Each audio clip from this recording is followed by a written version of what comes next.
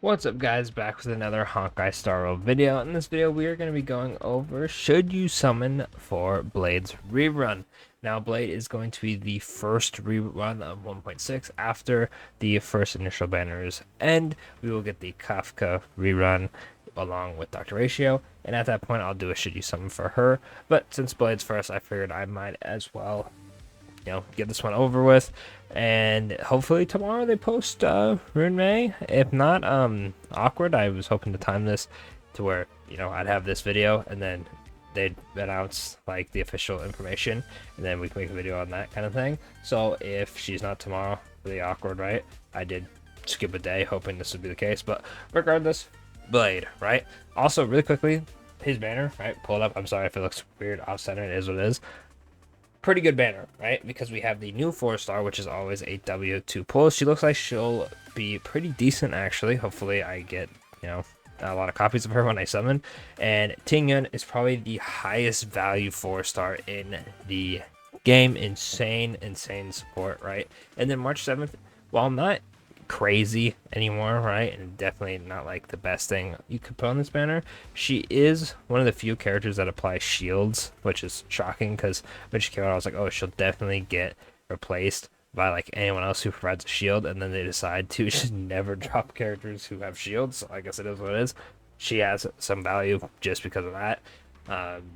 Otherwise, like, just really good banner in general for the 4-stars, right?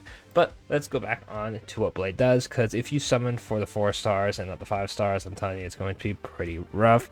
Trust me, I've had that scenario happen with Don Hang. I pulled him and was like, oh crap, that sucks, because I got him mad early, and it's one of the only 50-50s I've ever won for a character I didn't really care for. But let's get into Blade. So Blade is a wind destruction character. He has an enhanced basic attack, which is pretty cool. So pretty much his basic attack, standard wind damage, right? When you use his skill, it consumes 30% of his HP and he enters the Hellscape state. When Hellscape is active, his skill cannot be used. His damage dealt increases by 40% in his basic attack. Shard Sword is enhanced to Force of Swords for 3 turns. Blade's current HP is insignificant. He will reduce to 1. The skill does not regenerate energy. When using the skill, it does not end the current turn. So you use the skill and then you're able to use the basic attack. The basic attack consumes 10% of Blade's HP. So if you use the skill, then the attack would be 40, right? And deals wind damage equal to the sum of 40% of his attack and 100% of his max HP to a single enemy. In addition, deals wind damage equal to the sum of 60% of his attack and 40% of his HP on adjacent targets. This is a blast attack, so it's hitting 3 enemies. If Blade's current HP is insignificant, he will drop down to 1 HP, and the Force of Swords cannot regenerate skill points. While it is unfortunate, that really means you just use 1 skill point, and then Blade, is good to go for the next 3 turns, which is really nice. Very, I wouldn't say SP positive because you're not gaining any skill points for this, but he's not taking a ton away from the team, which is rather nice. Then you have his ultimate and his talent. His ultimate sets Blade's current HP to 50% of his max HP and deals wind damage to a single enemy equal to the sum of 40% of his attack, 100% of his max HP, and 100% of the tally of Blade's HP lost in the current battle. At the same time, deals wind damage to adjacent targets equal to the sum of 16 of his attack, 40% of his max HP, and 40% of the tally of his HP lost in the current battle. The tally of Blade's HP lost in the current battle is capped at 90% of his max HP. His value will be reset and reaccumulated after his ultimate has been used. So pretty simple, less HP, more damage, right?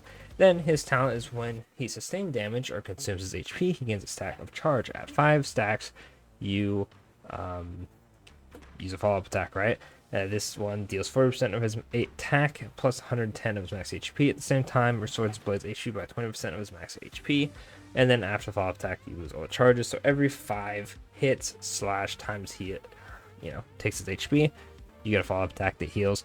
So Blade is pretty self-efficient, honestly. You can slap him on almost any team as sort of a sub DPS and he'll cook like just by himself, right? He doesn't really need to be monitored too often. Like, you can lose a lot of HP from the HP drain, but Blade's pretty beefy to where that wouldn't be too much of an issue.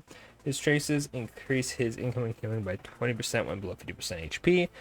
If he hits a weakness broken enemy when using Force of Swords, which is the enhanced basic, he restores HP equal to 5% of his max HP plus 100, and then his talent does 20% more damage. His minor traces are crit rate, HP, and effect res, which is all very, very nice for him. I'm not going to go over dupes because if you're chasing dupes, then you probably shouldn't be watching I Should You Summon because you already have the character or you care enough about the character to get multiple copies. And then after that, it's just his basic stats, right? And then his awesome, cool looking artwork. Now, personally, I was going to go for Blade when he reran because I want to run him and Jinglu together. However, I like Rerun May more, so I'd rather pull for her. So this comes down to who do you like more. I think Blade is an excellent DPS. You can splash him on almost any team. You can make him the hyper carry. He does a lot of stuff. He is probably the most versatile DPS of just putting on a team and not having to stress too much. With other characters, you either have to make them the hyper carry or, you know, like Don Hank, he has skill points thing. Jinglu has HP taken from the enemy. So if you don't have a healer or for any just Fu Xuan, she needs to be built up enough to, you know, counter that. Or you want her attack more. There's always like a gimmick with most DPSs, or they want something with them. Blade kind of just does his thing. If he gets hit, he counterattacks, right? And if you attack, you just, you know, you're good to go, right? It's really good on auto, right, as well, because of that, because he really only does one thing: enhances basic attack. Next turn, attack again. Oh, I've been hit, counterattack, you know. Pretty basic. I really like him for that reason. He's also really friendly to new players because his gimmick is, you know, really easy. And if you're trying to play someone like Zele or Jinglu, who might be a bit complicated, that might be rough for your players. I know a lot of people won't take that as a W, but that is nice for people who just are new to the game or they don't understand the mechanics. It just, Blade can be explained per, like in 2 sentences, right? Is he better to get than Rerun May? I don't think so. I think he would have to be higher up on the DPS list to get that. I'm not saying like all of his kit right here is bad, but Rerun May is looking like a pretty juicy support. So if you need a DPS, Blade is definitely a good option. If you don't need a support, Blade's probably the better banner in the first part of 1.6 to go for. If you don't have a support and you have your DPSs, probably should skip Blade and think more about Rerun May. The good thing though about supports is Tingyun is on his banner and she is an excellent 4-star support. Not the perfect support for Blade, but I mean, she gets the job done, right? Like attack and energy is always going to be a W. So if you don't have a support and you don't have Tingyun and you want to use Tingyun, it's kind of like the whole package almost, right? Other than that, it's really up to you. If you like the character, summon for him. Like I said before, I recommend Blade. He is a nice DPS.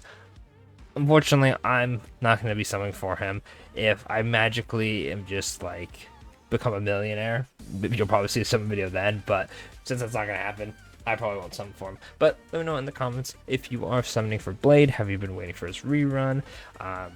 Have you been waiting to get dupes on him since his first banner? Is this the first time he's been out since you've been playing? Do you want to get him now? Let me know in the comments, and don't forget to like the video and subscribe for tomorrow, hopefully, video of Rerun May's kit and a Should You Summon. Also, we will take a look at the light cone for Rerun May. Also, light cone for Blade, unfortunately, is pretty much just him and Arlen. So if you're going for Blade and you want his light cone, there's pretty much only those 2 characters that go for it, which is really unfortunate. But other than that, there's not too much to talk about his light cone. If you're going for Blade and you like him enough, go for his light cone. Otherwise, you can just use some of the free-to-play options and they work just fine. But that's it for the video. Thanks for watching. I'll catch you on the next one.